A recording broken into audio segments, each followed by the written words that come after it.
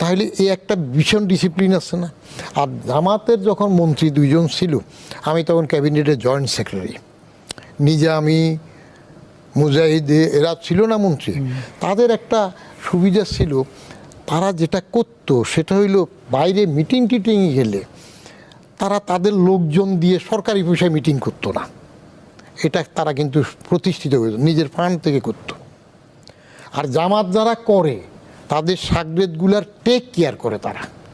জেলে যদি জামাতের কেউ যায়, আমার এক আত্মীয় দূরের, ও জেলে পড়ে গেছিল, এই একবার দেশে আসার পর কোথায় গণ্ডগোলের সময় জেলে যাওয়ার পরে তার মারে জিজ্ঞেস করলাম চলো কেমনে, কর্মক্ষম ছেলেটাই তো জেলে। বলে যে কাকা ভালো আছি, আগের থেকে ভালো আছি, ছেলে আরও জেলে থাকুক। আমি কেমনে? কয় পার্টির থেকে ছেলে জেলে আছে দেখে আমাদের বাজার সদাই থেকে শুরু করে সব কিছু তো পার্টি দিতেছে।